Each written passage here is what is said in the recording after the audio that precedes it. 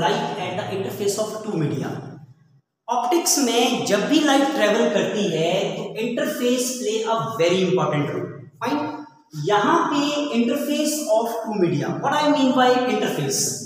Interface वो होता है जो आपके दो मीडियम को सेपरेट करता है, उसको हम बोलते हैं इंटरफेस, राइट? ये अपर वन जो हो गया medium number 1 and lower one is known as medium number 2। So let us suppose this is my medium number 1।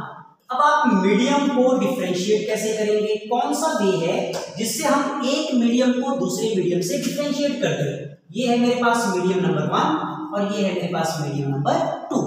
Refractive index basically वो फिजिकल क्वांटिटी है जिससे हम दो मीडिया को डिफरेंशिएट कर सकते हैं। So let us suppose mu1 is the refractive index of medium 1 and mu2 is the refractive index of medium 2. Fine.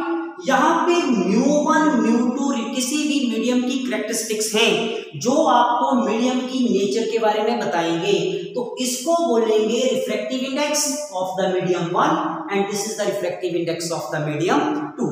अब आप ये मान लो कि जो आपका मीडियम नंबर 1 है that medium is the rarer medium and medium 2 is known as denser medium. Now what I mean by rarer and denser?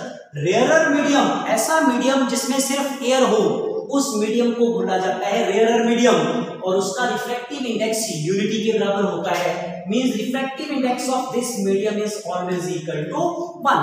और denser medium कोई भी और, चाहे आपका वाटर हो, आपका पैराफिन वैक्स हो, ऑयल हो, ग्लास हो, any other type of medium, उसको क्या नाम दिया जाता है? Denser medium. डेंसर मीडियम का रिफ्रैक्टिव इंडेक्स हमेशा ज्यादा होगा रेयरर मीडियम से। So what I can write here, refractive index of medium 2 is greater than refractive index of medium 1, right?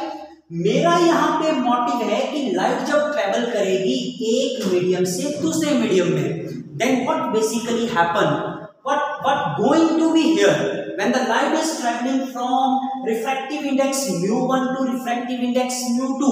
So in order to see that, let us suppose this is the normal over the interface of two media, right? ये आपने normal का मतलब है 90 degree. आपने interface के ऊपर एक line draw करी, दैट लाइन इज 90 डिग्री। मान लो ये मेरी इंसिडेंट रे है, this is my incident ray which is allowed to fall on the interface at position O. This is known as incident ray. अब ये इंसिडेंट रे इंटरफेस के ऊपर क्या करेगी? ये बिहेवियर ऑफ लाइट मुझे यहाँ पे डिस्कस करना है। This behaviour of light I am going to tell you. जैसे ही लाइट यहाँ पे फॉल करेगी, we have basically 3 processes. So this can be studied in 3 processes. Come for the process number 1. The process number 1 is known as reflection of light. अब ये reflection क्या होती है? What we mean by reflection? Light reflect कब करेगी और इसके क्या क्या प्रिंसिपल्स हैं? लाइट रिफ्लेक्ट कब करती है? जब भी लाइट को आप अलाउ करते हैं to fall on the interface और वो वापस से मीडियम में चली जाए, तो इसको बोलते हैं reflection of light. Means light is not moving from medium 1 to medium 2, it is coming from the medium 1 falling on the interface and then again going back into the same medium.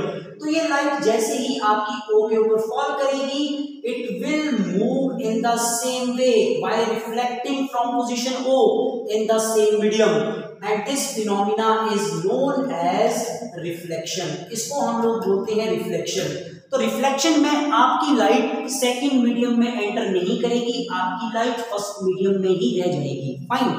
अब बेटा incident ray normal के साथ जो angle बनाती है, ये है angle, ये है आपकी incident ray and this is known as normal. तो इंसिडेंट रे नॉर्मल के साथ जो एंगल बनाएगी, that angle is known as angle of incidence. और आपकी रिफ्लेक्टेड रे नॉर्मल के साथ जो एंगल बनाएगी, उस एंगल को बोलते हैं angle of reflection. What happen in case of reflection of light? जब रिफ्लेक्शन ऑफ लाइट होता है तो एंगल ऑफ इंसिडेंस हमेशा एंगल ऑफ रिफ्लेक्शन के बराबर आएगा। Here first law is angle of incidence is always equal to angle of reflection, and second law is incident ray, normal and reflected ray all lie in the same plane, के तीनों same plane में लाई करेंगे. So this is how we can show the reflection of the light. Fine. बच्चे second process जो यहाँ पे होगा, second process is known as refraction of light. Now what we mean by refraction? Refraction means by changing the path of the light. Light जिस रास्ते से आ रही है उस रास्ते को चेंज करेगी और एक मीडियम से दूसरे मीडियम में एंटर करेगी. This process is known as refraction of light. So this is my incident ray which is coming from medium 1 and that is allowed to fall on the interface at position O. अब इस रे का जो actual path था that is the actual path of the ray. ठीक है बच्चे, मैंने आपको ये बताया कि ऊपर वाला मीडियम है रेयरर और नीचे वाला मीडियम है डेंसर. कौन सा मीडियम रेयरर होता है? जिसका रिफ्रैक्टिव इंडेक्स कम होगा. और कौन सा मीडियम डेंसर होगा? जिसका रिफ्रैक्टिव इंडेक्स ज्यादा होगा. तो यहां मैंने कंसीडर करी थी air. Refractive index of air is equal to unity. और यहां पे मैंने कंसीडर करा maybe oil, water, paraffin bags और glass whose refractive index is more than the refractive index of the air. अब यहाँ पे हमारे पास दो सिचुएशन है. सिचुएशन नंबर 1, अगर हम मूव करते हैं rarer medium to denser medium, means ऐसा मीडियम जिसका रिफ्रैक्टिव इंडेक्स कम है से ऐसे मीडियम में जिसका रिफ्रैक्टिव इंडेक्स ज्यादा है, तो ये जो लाइट आपकी इंसिडेंट रे है ये बेंड करेगी किधर? नॉर्मल की तरफ बेंड करेगी. This is going to bend towards the normal like that. Fine. Again listen, जब आप मूव करेंगे रेयरर मीडियम से डेंसर मीडियम, रेयरर मीडियम कौन सा मीडियम है? रेयरर मीडियम वो मीडियम है जिसका रिफ्रैक्टिव इंडेक्स है कम, और denser medium is the medium whose refractive index is more. So when the light is traveling from rarer medium to denser medium, तो incident ray हमेशा बेंड करेगी towards the normal. This is the original path, लेकिन अब ये bend कर जाएगी towards the normal. This is normal. So this ray is known as refracted ray. इसको हम लोग बोलते हैं refracted ray, and that is the situation number 1. What happened in situation number 2? There is one more situation in this case. मान लो अब ये ऊपर वाला मीडियम आपका है डेंसर मीडियम और नीचे वाला मीडियम जो है that medium is the rarer medium, and this is the incident light which is allowed to fall on the interface at an angle of incidence I. This is my normal n dash. Now this situation is different than this situation. यहां पे आपने बोला rarer to denser, लेकिन यहां पे मैं बोल रहा हूं डेंसर टू रेयरर. आपकी रे का जो एक्चुअल पाथ है this is the actual path of the ray. Fine. अब बेटा जब हम मूव करते हैं डेंसर मीडियम से रेयरर मीडियम में, तो रे अब बेंड करेगी अवे फ्रॉम द नॉर्मल, मतलब नॉर्मल से दूर जाएगी. See the way it is moving away from the normal. Now see, अब नॉर्मल के साथ जो एंगल इसने यहां बनाया that angle is R dash. तो ये हुआ एंगल ऑफ रिफ्रैक्शन, लेकिन यहां पे एंगल ऑफ रिफ्रैक्शन जो है वो इंक्रीज कर जाएगा, and here this is R dash which is the angle of refraction. बच्चे क्लियर है ये? आप जब रेयरर टू डेंसर मूव करेंगे ray will bend towards the normal, angle of refraction decreases. लेकिन जब आप मूव करेंगे denser to rarer medium it will move away from the normal, angle of refraction increases. So this is the way by which we people can study refraction. और ये दो वे हैं जिससे आप रिफ्रैक्शन करवा सकते हैं. Now what are the laws of refraction? If I am looking for the laws of refraction, the very first important law of refraction is known as Snell's law. Now what this Snell's law is? इस Snell's law क्या है मेरे पास? According to Snell's law, sine angle of incidence, see this is the angle of incidence, जो आपकी incident ray normal के साथ बनाएगी. Sine angle of incidence divided by sine angle of refraction R dash. In this case this is r dash and in this case this is r dash. That is always equal to refractive index.